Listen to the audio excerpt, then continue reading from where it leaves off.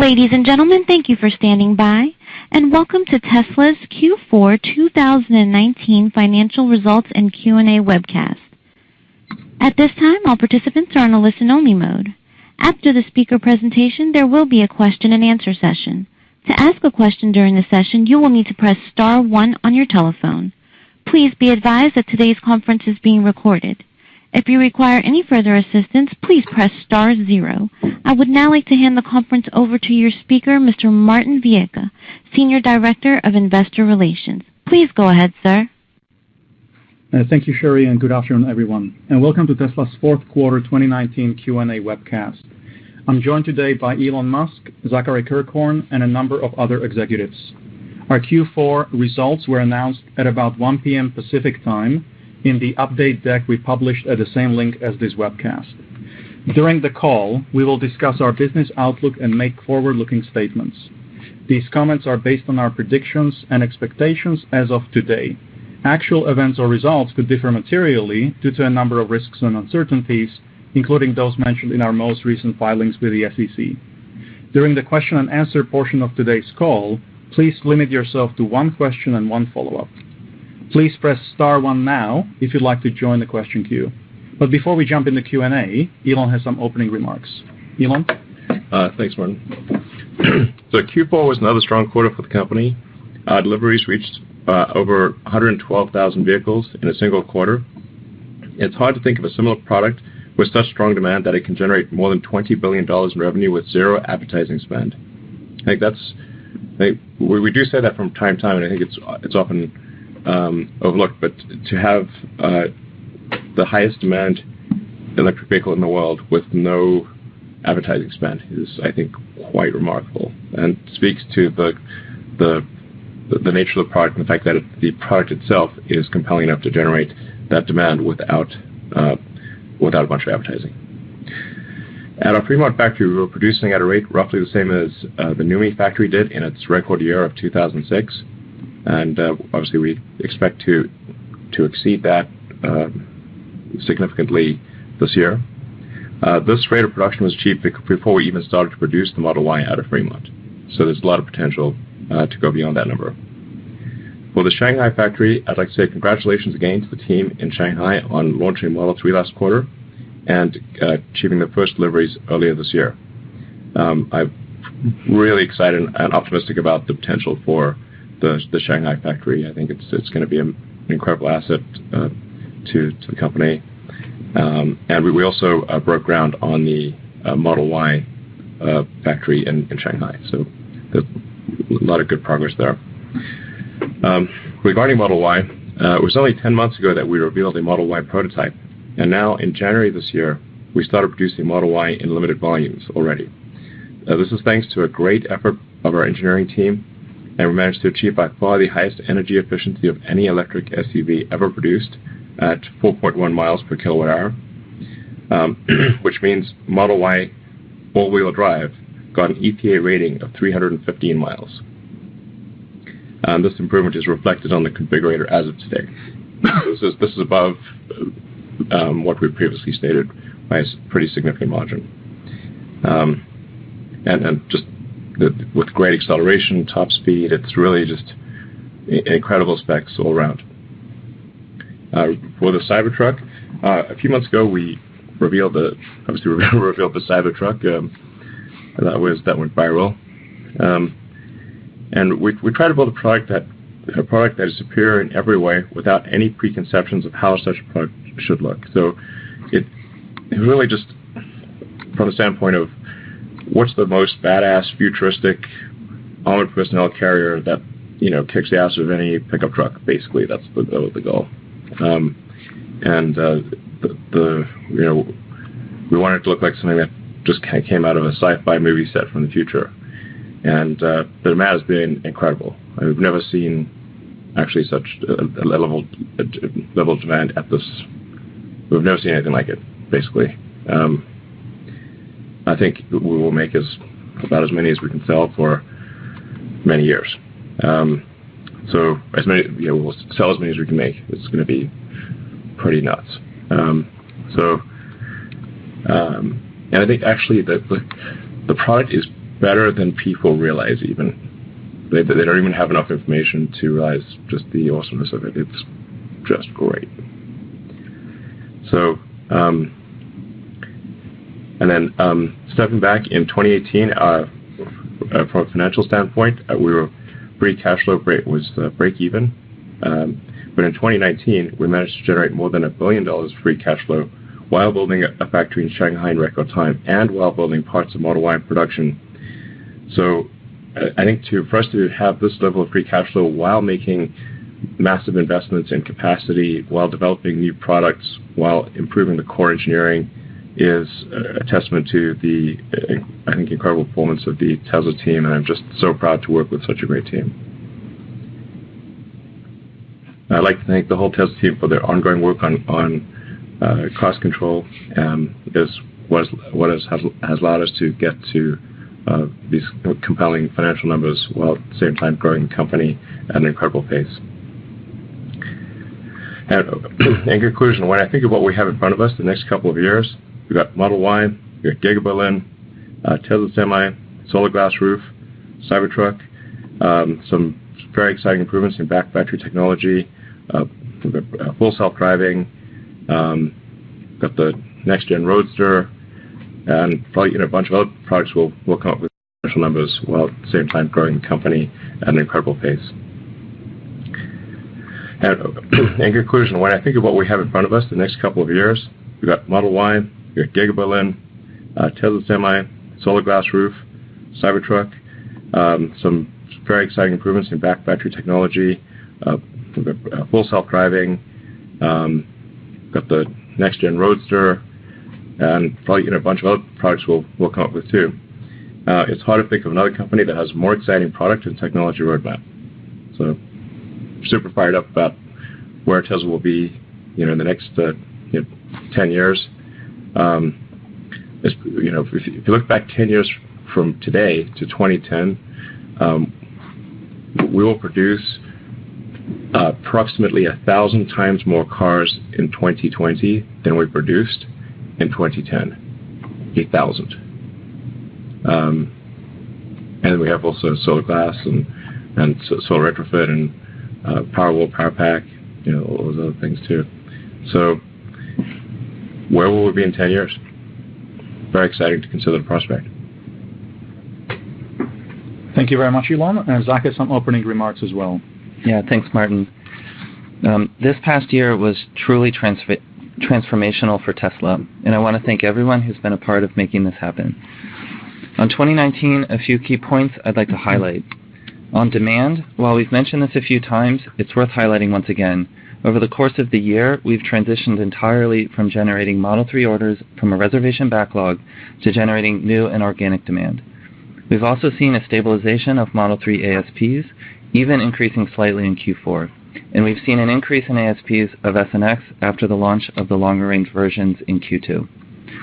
With respect to capacity expansion, we've greatly learned from the development and launch of Model 3 in Fremont and Reno.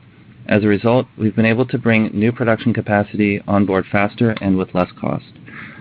This is evidenced by the launch of Model 3 in Shanghai as well as Model Y in Fremont, programs that were both launched in under 1 year. Financially, we have demonstrated multiple quarters of strong cash generation, enabled through higher volumes, improvements to capital efficiency, progress on working capital management, and continued improvement in our product and operational costs. And we are able to achieve positive GAAP net income in both Q3 and Q4 for many of the same reasons that enabled strong cash generation. We've also made progress on recurring and software-based revenue with the implementation of premium connectivity and the beginning of upgrades available for purchase via the Tesla mobile app. Finally, on stock-based compensation, it increased sequentially by $82 million, driven almost entirely by an expense related to the next tranche of the CEO grant.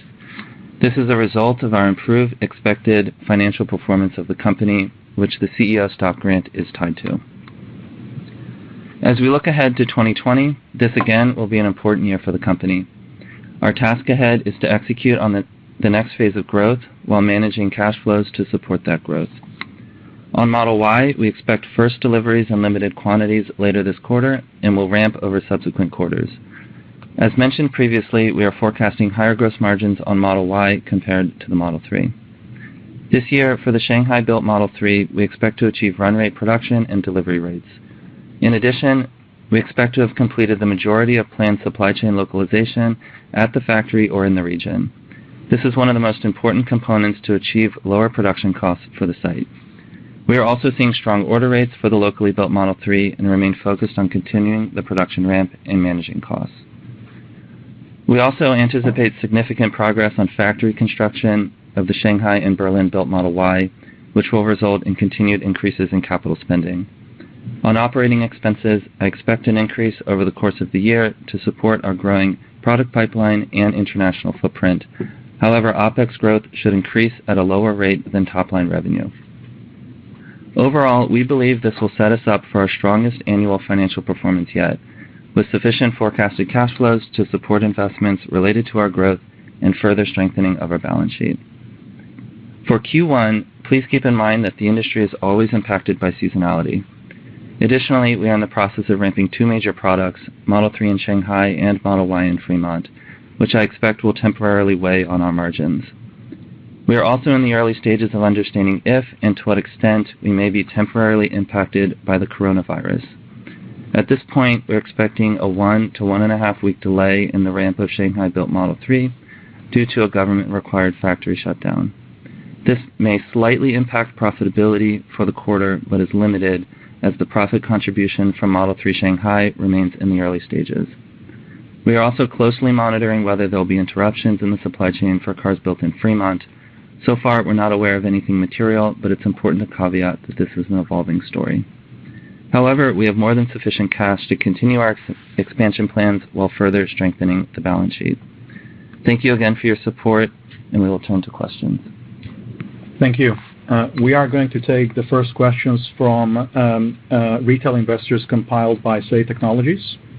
So the first retail investor question is, since solar is required for all new home constructions in California, do you have any substantial orders for solar glass roofs from any of the large California home builders that you can share? What's the 2020 target for the number of solar glass roof installations in California? Well, I think we are seeing, admittedly from a small base, exponential growth in demand and output for the solar glass roof. So it's difficult to predict what the number will be this year, except that the demand is very strong, and we are working also not just through Tesla installers, but also through new home builders and through just the roofing industry in general, where there's in North America on the order of 4 million new roofs per year. So we see a lot of interest, and so it's just a question of refining the installation process, getting lots of crews trained to do the installation. But over time, I would expect a significant percentage of new roofs to be something to use solar glass in one form or another. It's really going to be a choice of, do you want a roof that is alive with power or dead without? And I think people will want a live roof that generates power and looks good and lasts a long time, and it's the future we want. So it will be a significant product, but because it is a new and quite revolutionary product, and there's a lot of challenges to overcome, but they will be overcome, and this will be a major product line of Tesla. And the Buffalo factory is doing great. So, yeah. Thank you. Second question from retail shareholders is, will you release the Tesla ride-hailing network app before full autonomy and change the terms of Tesla insurance to allow owners to be drivers on the network? If so, when will this happen? Might want to target California airports first. Also, a good place to add superchargers. Sorry, it sounds like one question in one? Yeah, it's a bit of a bundle, yeah. Well, I think that it probably will make sense to have to enable car sharing in advance of the kind of sort of giant robotaxi fleet, because the car sharing can be done before full self-driving is approved by regulators. So it's probably something that we would enable before the full sort of robotaxi fleet is enabled. So it sounds like there were some other questions bundled in there. Superchargers at airports? Oh, sure. Yeah, probably we'll have superchargers at airports. We'll have superchargers wherever we see that there is a need for superchargers. And then on the insurance part of the question, it is our intent to allow people to put their cars into ride-sharing or the FSD network using Tesla insurance. Yeah. That's not currently the case, but by the time that this is available, it's our intent to get that ready. Okay, thank you. The next question from retail investors is, how many California owners are currently insured with Tesla insurance? What's the target for Tesla insurance in 2020? When will you start to significantly leverage the data you have from the fleet to lower the cost of your coverage? Will we get premium discount of certain percent? Yeah, I mean, go ahead, Zach. Yeah, so Tesla insurance is currently available in California. A couple of things that we're working on this front. The first is to expand it to other locations, and we're preparing the regulatory processes, preparing our processes to go through the regulatory processes in those locations. We're also working on the processes to continue to adjust our rates in California, which also have to go through regulatory processes, as insurance is quite heavily regulated. And that's where we're spending our time focusing on Tesla insurance right now.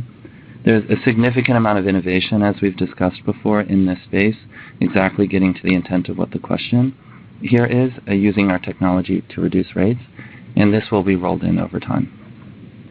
The last part of the question was, will there be a discount for using autopilot with our cars? Oh, yeah, there will be. Yeah, the rate card for California Tesla insurance already considers the safety features associated with autopilot. Right, but I think it would make sense for us to close the loop on higher use of autopilot probably reduces the insurance costs. It lowers the probability of injury. So I think insurance is going to be, I think, quite a major product of Tesla over time. The amount of money that people spend on car insurance is like a remarkably big percentage of the cost of a car.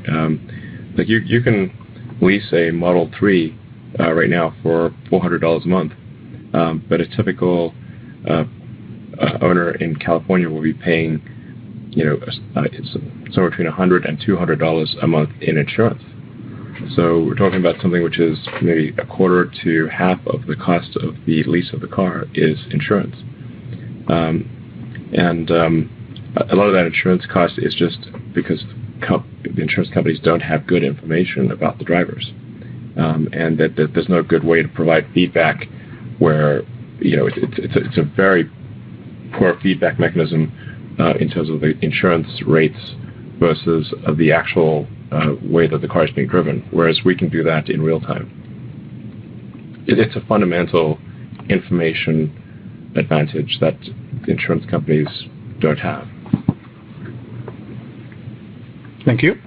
The next question is, you set expectations that you would be feature complete on FSD by the end of 2019. Can you please provide an update on when will we see this with end users? Where are you in retrofitting the FSD computer to older models? Well, I mean, to be precise, I said I was hoping it would be feature complete with full FSD by the end of last year. We got pretty close. It's looking like we might be feature complete in a few months. But feature complete just means like it has some chance of going from your home to work, let's say, with no interventions. So it doesn't mean the features are working well, but it means it has a above zero chance. So I think that's looking like maybe it's going to be a couple months from now. And what isn't obvious regarding autopilot and full self-driving is just how much work has been going into improving the foundational elements of autonomy. The core autopilot and Tesla autopilot software and and AI team is I think very very strong and making great progress. We're really only beginning to take full advantage of the autopilot hardware, the FSD hardware. So I think the apparent progress as seen by consumers will seem to be extremely rapid, but actually what's really going on in my head seems like I said is having the foundational software be very strong, having a really strong foundation, and then a really fundamental thing is moving to video training. So in terms of labeling with video and all 8 cameras simultaneously. This is a really, in terms of labeling efficiency, arguably like a 3 order of magnitude improvement in labeling efficiency. For those who know about this, it's extremely fundamental. So that's making great progress on that. Thank you. And the last retail investor question comes from Kendall. Since most retail investors seem to understand Tesla better than analysts and are risking a larger part of their own personal wealth on Tesla, doesn't it make sense to take mostly questions on these earnings calls from us via Say? Do you even have to take answer questions from analysts? Well, I guess we don't have to. I do think that a lot of the retail investors actually have deeper and more accurate insights than many of the big institutional investors, and certainly better insights than many of the analysts. It seems like if people really looked at some of the smart retail investor analysts, what some of the smaller retail investors predicted about the future of Tesla, you'd probably get the highest accuracy and a remarkable insight from some of those predictions. Okay. So now let's switch to institutional shareholder questions. The number one question is, you have spoken previously about Shanghai Giga being 65% lower capex per unit of capacity. Have you learned to do anything better or differently from an OPEX perspective? And if yes, what kind of impact might we expect on the long-term gross margin? Sure, go ahead, Zach. Yeah. The Shanghai factory has been a quite remarkable cost experience across all line items of COGS for the Model 3 there. We have talked a lot about the capex per unit of capacity being lower, but I mean, you can basically run down the entire list of COGS between labor cost, material cost due to localization, so it's opening up suppliers that would not have made economic sense from the States. Localizing the supply chain flows into inbound logistics and outbound logistics costs as well, so we're not shipping cars from California over to China. And then that has a corresponding savings on our lower import-related costs. And there's a slide in the shareholder letter that shows a layout comparison between our Fremont facility here in California and also the Model 3 factory in China. And the simplification in terms of the flow is pretty evident from that layout. And that cascades itself into all sorts of savings for the operations of the facility. And so, if you add all of this up, our internal estimates are a pretty significant reduction in the cost of Model 3 in China relative to Fremont. But I think it's also important to keep in mind that the cost of the Standard Plus that we're selling out of Shanghai is also lower than that of the similar car coming out of Fremont, from price perspective. And so, and I've said this on previous earnings calls, I think it's fair to expect the margin coming out of the Shanghai facility to match the same margin for the vehicle in Fremont. Yeah, there's a pretty big fundamental efficiency gain that Tesla has by just making cars, especially the affordable cars, the 3 and the Y, at least on the continent where the customers are. It kind of makes sense. It's like what we're doing or have been doing in the past was really pretty silly in making cars in California and then shipping them halfway around the world to Asia and Europe. And this created a lot of cost because you've got to ship those cars, so you've got a lot of finished goods sitting on the water or waiting at the port or going through customs. You've got tariffs, transport. And then the factory complexity in California is very high because you've got different regulatory requirements in China, North America, and Europe. So we've got 3 different types of cars that are being built. It's very complex. And just having a factory in China, a factory in California, a factory in China, a factory in North America, a factory in Europe, just that alone is a massive improvement in our fundamental operating efficiency. That I think may not be fully appreciated. And also on working capital. Yeah, absolutely. We're reducing OPEX here too. So it's not only China.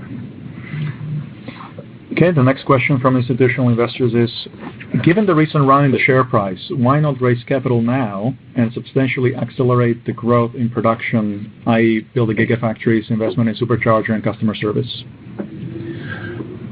Well, we're actually spending money as quickly as we can spend it sensibly. So if there's any sensible way to spend money, we are spending it. There's no artificial holdback on expenditures.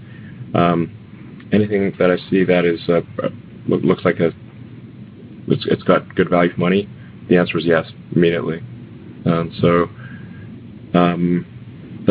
We're spending money, I think, efficiently, and we're not artificially limiting our progress. And then, despite all that, we are still generating positive cash. So, in light of that, it doesn't make sense to raise money because we expect to. At the back of Zach, is that your? No, I completely agree with that. I think some of our learnings during the Model 3 launch period where we grew too quickly and with too much complexity, and it held back our ability to continue to scale. And part of the journey that we've been on in 2019 is to unwind a series of unintentional bad processes that kind of accumulated in the company over time. And so that's kind of what contributes to the reduction in OPEX over the years as we get smarter about that. And now we've laid a good foundation, I think, and I agree with Elon that we're not holding back on the growth. I mean, we have two vehicle products launching right now, and that will consume much of the bandwidth of the company to stabilize those over the course of the year. And then looking into next year, we have even more products launching, more factories. Yeah. And so we want to be smart about how we spend money and grow in a way that's sustainable, so we don't fall victim to the mistakes I think we made a year and a half or so ago. Yeah, absolutely.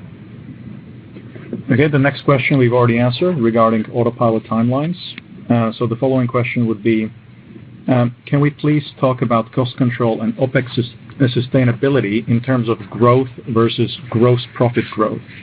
How did we achieve the recent OPEX trends, and how should we think about OPEX needs as we grow both vehicles and geographic workloads? Yeah, I commented briefly on this in my opening remarks.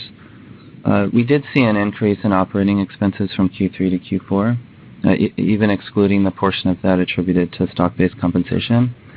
And when you double-click into that growth, it's supporting the Model Y program and also Shanghai program as well. And so I think we, as a company, are now at the point where we've learned a lot on cost efficiency, as I've just mentioned, and we've unwound a number of the processes that were not in the right place, including automating the things that need to be automated. And we'll continue on that journey, but I think we're at a point now where OPEX will start to tick up, at least if you look annually from 2019 to 2020, to support our international footprint and then the growth of the company. Our job is to grow that significantly slower than the pace of growth of revenue to improve the operating leverage, which we're very, very focused on. Okay, and the last question from investors is, the sales of Model S and X have stayed flat for several quarters. The main reason is that they still use 18650 batteries. When will S and X use 2170 batteries? Manufacturing capacity of 18650 may be used for battery storage systems instead. Sure. Well, actually, the core chemistry inside the 18650 cell has improved many times over the years. So it's really just a form factor as opposed to a core technology. So it's, I think we're pretty happy with where the energy content of the cell and the improvements in efficiency of the vehicle. We're rapidly approaching a 400-mile range for the Model S, for example. So this is it won't be long before Model S has a 400-mile range. Drew, is there anything you want to add to that? No, other than to say that the 18650 lines, have been running smoothly for a really long time, and in a world where cell supply is fueling growth, or part of the fuel of growth, I don't see a reason to turn that cell supply off. So. Yeah. And actually, the Model S and X actually have more range than we're currently stating on the website. We just haven't gotten around to updating the EPA certified number. But the actual range of the Model S and X are above what the website says there are. That's true. Yeah. Sorry? The existing cars. Yeah, the existing cars that are being made. It's actually been that way for a little bit of time. Yeah. I think it must be somewhere in the 380s or something like that. Yeah. Thank you very much. And Cherie, let's go to the Q&A on the phone. Thank you. Again, ladies and gentlemen, to ask a question, please press *1, and we ask that you please limit yourself to one question and one follow-up. Our first question comes from Adam Jonas with Morgan Stanley. Hi, everybody, and actually agree that I think the retail questions were excellent, actually. So, Elon, do you see potential for Tesla vehicles to be fitted with user terminals that are compatible with the Starlink constellation in the near or medium-term future? Well, it's certainly something that could happen in coming years. If there's no plans to do it this year, the focus of Starlink is really for high bandwidth, low latency connectivity for homes and businesses and I guess aircraft and boats and that kind of thing.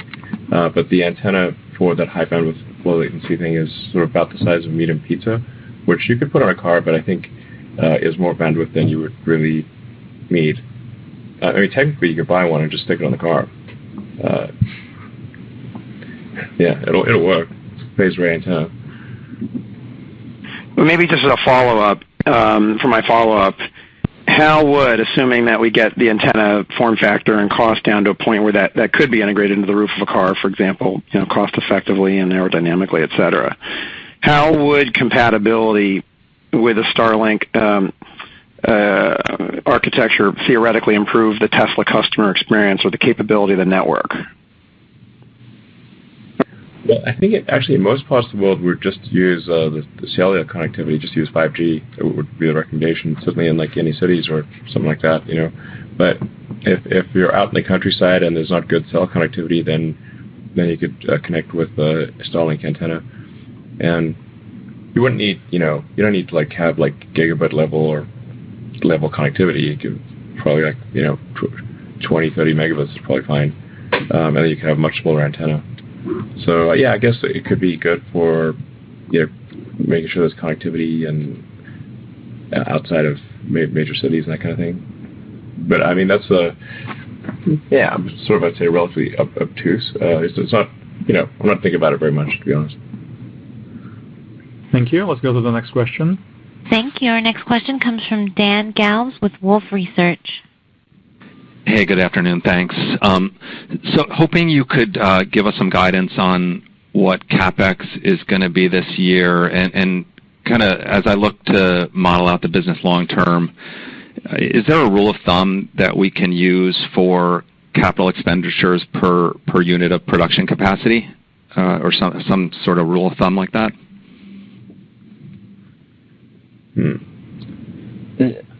Yeah. I don't know if we want to tell you. I don't think we want to say what our capex is going to be this year. Yeah. Necessarily. Except to say that, like as I said earlier, we're spending money as fast as we can spend money in sensible ways. So it's definitely not artificially limited. And we will spend a lot of money this year for sure. The challenge comes in like finding efficient ways to actually deploy the capital. That's the harder part than sort of deciding on a capex number, really. Yeah, and I think we always find ways to become more capex efficient per unit of capacity. Yes. So we challenge the teams to always become more efficient, and so we see a reduction per unit in terms of capex. Absolutely. It's definitely the right metric. Yeah, it's good. Yeah, I think there's so much at Tesla where the core technology is improving radically that maybe you wouldn't necessarily notice as an end customer, or some of them where you'd notice, some that you wouldn't. But it's just there are these things that have a big effect on the efficiency of the company, like our internal applications team that kind of builds the Tesla internal operating system. And improves the sort of core automation of the company. That makes a big difference to our productivity. But you wouldn't necessarily you would see it effectively in healthier financials, but you wouldn't necessarily notice it as an end customer. Okay, got it. Maybe I could follow up. I mean, your kind of operating cash flow EBITDA is annualizing at $4.5 billion. Right now, as I look out to the future, I'm kind of guessing that could fund somewhere around 200 to 250,000 units of capacity a year, which would be maybe a 30% CAGR over 5 years. I mean, is that something that's feasible for you guys to execute on a consistent basis? A level of capacity building that large. I think we're having for more than 30%. Yeah, I think the math. I'm not sure the math that you've done, but I think our internal plans are for faster. And just back on your first question, we will have additional detail on capex in the 10K. But back to the growth rate. I mean, one thing to keep in mind is that the Shanghai facility, we do have a loan facility in place to support that growth, so that helps. And then as our production volumes increase, that generates more cash from the business as well. That allows us to continue to fund additional factories. So I wouldn't necessarily view it as limited as you described it. Yeah, I think a few years ago I said I don't know when it was, but a few years ago I said my estimate is that Tesla would grow at an average compound annual rate, average rate of in excess of 50%. I still hold to that belief. Thank you. Let's go to the next question. Our next question comes from Gene Munster with Loop Ventures. Good afternoon, and congratulations on the progress. First question related to Cybertruck. You mentioned you'll sell as many as you can make. Can you remind me how many you think you can make, and any thoughts on the cost of production for making those Cybertrucks? I think we don't comment on those detailed numbers, except the demand is just far more than we could reasonably make in the space of, I don't know, 3 or 4 years or something like that. So the thing we're going to be really focused on is increasing battery production capacity, because that's very fundamental. Because if you don't improve battery production capacity, then you end up just shifting unit volume from one product to another, and you haven't actually produced more electric vehicles. So that's part of the reason why we have not, for example, really accelerated production of the Tesla Semi, because it does use a lot of cells, and unless we've got a lot of battery cells available, then say like accelerating production of the Tesla Semi would then necessarily mean making fewer Model 3 or Model Y cars. So we've got to really make sure we get a very steep ramp in battery production and continue to improve the cost per kilowatt hour of the batteries. This is very fundamental and extremely difficult.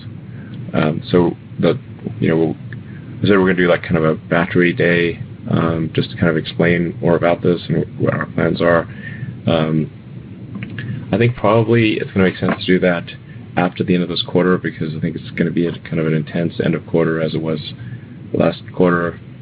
So, tentatively, sort of in the April timeframe, we'll do a battery day and kind of go through what the challenges are.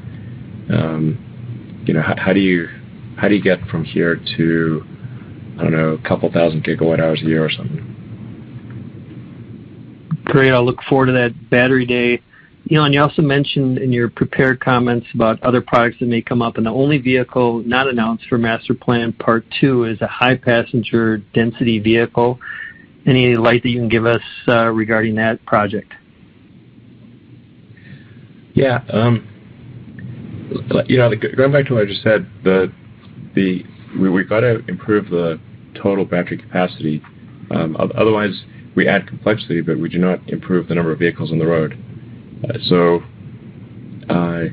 will we do, some sort of high-capacity vehicle at some point? Probably, but we need to make sure we got the batteries to make cars that are already on our plate. And it's just generally true.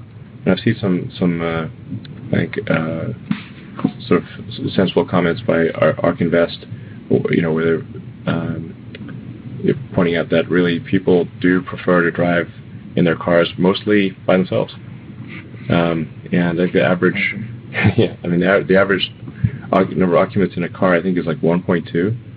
And maybe with autonomy, maybe it'll go to 1.4, maybe. But I'm not sure if it even goes there. So, will it make sense for us to do sort of a minivan or, sort of Sprinter-like van at some point? Probably, but like I said, we've got to solve this battery. We've got to scale battery production to crazy levels that people cannot even fathom today. That's the real problem. Thank you. Let's go to the next question, please. Our next question comes from John Sager with Evercore ISI. Hey guys, thanks for taking my call. I want to talk about the differences between the Model 3 and the Model Y beyond the sort of 10% rule of thumb just around cargo and size. Are there other features that are going to differentiate the two models? And then as a follow-on to that, you've talked in the past about how Model S sales grew with the introduction of Model X. So are you planning on setting up your production facilities to align with that thesis, that essentially Model 3 sales will expand alongside the introduction of Model Y? We're not quite sure what's going to happen but it is true that the introduction of Model X actually increased Model S sales, because people would come in, they'd look at the Model X and they decide, okay, I'd prefer the sedan, and we're worried that X sales would cause S sales to drop, but they actually caused it to increase. So, from our standpoint, we're not too worried about demand. We're worried about production. It's make sure we get that production ramp going and reach volume production as soon as possible with the Model Y. It's hard it's always hard to predict what that the exponential part of the S curve of production. But production pretty much always follows this S curve, or it's kind of like a herky-jerky S curve. And it's easy to predict what it's going to be like in the beginning because it's slow, and it's easy to predict what it's going to be like at the end, but that intermediate portion of the S curve is very difficult to predict. So and it involves a massive amount of hard work and just reacting fast to issues that arise. So, I think we're just, gonna go as fast as we can with the Model Y and make sure it's a great product. I think there are some things that will differentiate it, but not something we want to talk about on this call. And I think so. When they do when people do a teardown of the Model Y, I think they'll be impressed about some of the things they see. And just to add to that, I think it's important to keep the Model Y launch in context of the next 18 to 24 months. What we're working on here between Berlin and Shanghai and Fremont is to have 3 and Y locally produced in all locations. Yeah. And so Model 3 is expanding as Model Y is expanding. There may be ups and downs to various factories as we get to the journey of having these products on the major continents. Yeah. Also, the rule of thumb of 10%, I think you need to see it. When you see the car, you'll realize that it's not just a 10% different car. It's not just that. There's more change happening, like to the customer's perspective as well. All right, thanks, guys. Thank you. Let's go to the next question, please. Thank you. Our next question comes from Colin Rusch with Oppenheimer. Thanks so much, guys. Can you speak to the pricing strategy in light of the China price reductions as well as the mission to increase EV adoption? Is there a target for gross profit or operating profit on a per vehicle basis that we should be thinking about, or how should we really frame that for ourselves? Yeah, I mean, we're trying to make the cars as affordable as possible, as fast as possible, while maintaining reasonable, while still being at least a little bit profitable and growing the company like crazy and having good free cash flow and accumulating a cash balance. Zach, anything you want to? No, I think that's very fair. Yeah. I mean, our order rate supports the pricing that we have right now. We're working very hard to reduce costs and expand production because we feel from the data it's pretty clear that there's a lot of interest in our products. And so what we're working on is to increase production, increase availability of the products with time. Mm-hmm. And the price reduction in China, kind of the first step towards this global localization, more accessible price. And we'll continue to work on cost reductions in China as we do in Fremont and grow production. Yeah, I mean, the thing that's really going to, I think, probably just have a profound effect on our financials is high volume and high margin, obviously. And that high margin part comes from autonomy. So do people buy the full self-driving package or not? And do they buy it worldwide or only in certain places? For example, our autonomy is not as good in China as it is in the U.S. So fewer people, a very small percentage of people buy the FSD package in China. But as we fix that, then we'll see a much higher percentage of people buy it. And as we get closer to full self-driving, that's just going to become more and more compelling. So that's from a financial standpoint, that's the real mind-blowing situation: is high volume, high margin because of autonomy. Okay, and then just shorter term, there's significant discussion in the industry around moving to higher voltage on the powertrain, and then, some challenges around the supply chain's preparedness to support that. Separate from the battery pack, since we'll talk about that in a couple of months, can you speak to the areas of focus on powertrain technology-driven cost reduction over the next 12 to 24 months that we should be thinking about? Well, powertrain's pretty damn good. I mean, it's way better than anything else out there by a country mile. It's worth noting, for example, that the Model S has like 100 kilowatt hour pack. The Taycan has 95 kilowatt hour pack. The Model S is steadily approaching 400 miles range. The Taycan has 200 miles of range. So we must be using that energy pretty efficiently, and the powertrain is a big part of that. I would just say that focus is on cost on the powertrain. When we're thinking about technology innovations, it's how do we continue to drive the cost down? Yeah. And that's through voltage is maybe one angle, but there are certainly others that just enable more power density and lower cost. The plaid powertrain is like mind blowing, I think. Yeah. Coming out later this year, end of the year probably. That's our goal. Get the plaid powertrain out end of the year. And then it's going to be like, this is like alien technology. It's insane. It's all about power. I didn't even think we could do, honestly, I thought it was no way. This kick-ass engineering team. It tells us all about hardcore engineering. Great, let's go to the next question, please. Our next question comes from Emmanuel Rosner with Deutsche Bank. Hi, good evening, everybody.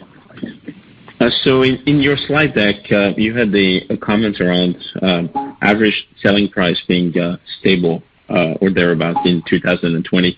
Can you maybe walk through some of the puts and takes, how you see sort of like that metric evolve? Obviously, you have the Model Y, which probably would have initial, higher pricing, and then the China Model 3s at a lower price. So I guess what are the puts and takes for what you would see as sort of like stable ASP in 2020? I think the price better and better. Increase the value. I don't know. Yeah, we don't want to really comment on like prices and stuff. I think we'll adjust according to what the demand looks like. I mean, like right now it looks pretty good. Maybe that'll change. Who knows? Yeah. But I think the way you described it is fair. So I mean, relative to the current Model 3, China Model 3 pricing is slightly lower, and our Model Y pricing is public on the website, so you can see that it's clearly slightly higher than what Model 3 is out of Fremont. How the mix of those three products nets out over the course of the year, we'll see. But I think it's probably fair at the moment to assume the mix of those stays fairly stable in terms of ASP when you average them together. Yeah, I mean the affordability of our car in China improved radically because of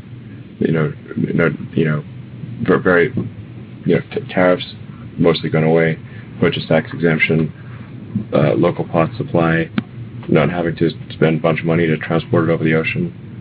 So the affordability was night and day for our car in China. Thank you. Let's go to the next question, please. Thank you. Our next question comes from Dan Lady with Credit Suisse. Hi. Good evening. Thank you for taking the questions. Just want to follow up on the question on capital raise. So given the cheaper cost of capital, and this is a real competitive advantage for others, why wouldn't it make sense to raise capital to either pay down debt or to pursue acquisitions, especially bolt-ons that could help you accelerate capabilities in autonomous or battery technology? I mean, if you know of any acquisitions, we'd love to hear about them. Yeah, sure. Sounds great. Who should we acquire? Well, given the importance of autonomous, I imagine that this is an area that you would want to accelerate if you view it as a crucial competitive advantage. We're not aware of any one that we'd want to acquire. And debt pay down? Diluting the company to pay down debt doesn't sound like a wise move. I mean, I think I think the broader. There's been a couple of versions of this question over the course of the call.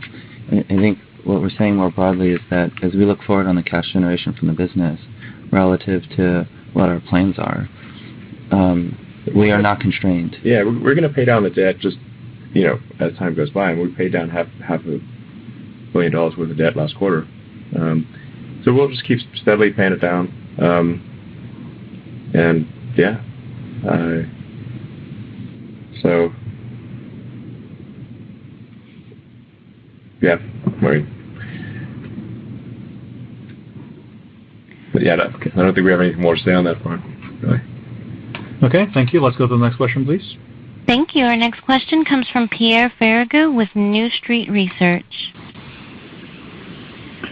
Hey, thank you for taking my question. Elon, I wanted to come back on batteries, and if I look at the end of this year, you should have 800,000 units in production capacity for cars. So that's, if you add to that Model X and Model S, and then the energy storage business, it means you need probably north of 60 gigawatt-hour of battery production capacity. So where do you stand now? How do you get there? And then it looks like your competitors, or those who would like to compete with you, seem to be struggling to grow battery capacity. So if you can just take us through what you're doing differently, why you're confident you can do that, and it looks like nobody else can. Well, I guess, a lot of people sort of made fun of us for not, being able to grow, build cars and build capacity, and it's like now it turns out actually even the pros have trouble with it. It's pretty hard. So, but the fact is we've already demonstrated massive growth in cell production capacity at our Gigafactory Nevada. And you have to go from the cells to the modules to the pack. So it's not just cell capacity, but also module and pack capacity. So we've just gotten pretty good at that. And we've worked well with key partners like Panasonic. Panasonic relationship has been excellent. They've been a great partner with us for many years.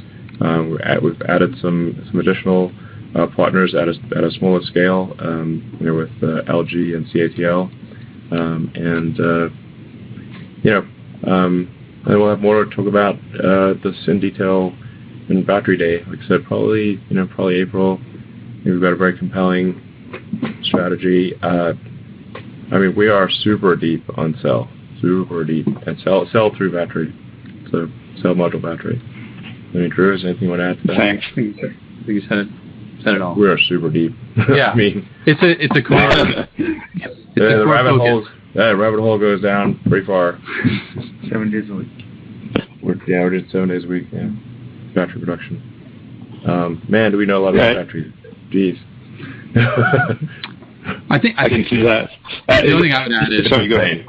The only thing that I would add is, we do have a decade plus of experience of not just like what a cell should be, but how to integrate it into the product, and that's really helpful. Yeah, absolutely. And how to manage the cell and the module and the battery, and through different weather conditions and different environmental and different charge regimes. And wow, we really know a lot about batteries. Yeah, it's next level. Okay, thanks. And Zachary, maybe a quick mundane follow-up for you, if that's all right. Can you give us a sense of the impact of the ramp of Shanghai on your COGS in Q4?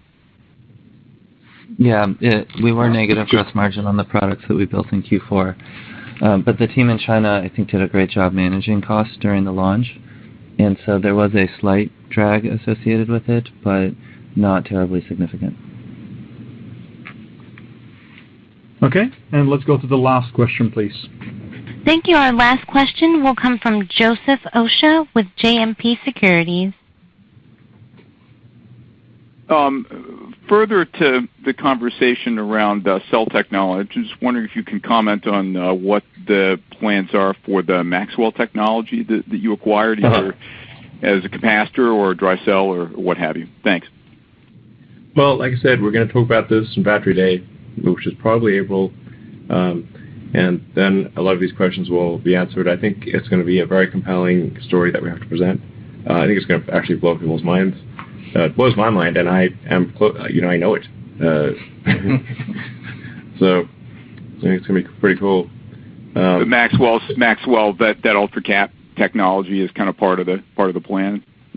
It's an important piece of the puzzle, yes. I think like some of the sort of retail investors have managed to put together several pieces of the puzzle. They seem to have the most insight. I shall have to read the blogs more. Thank you. All right, you're welcome. Thank you very much for everyone for all of your good questions, and we will speak to you in another 3 months. Thank you. Thank you. Thank you.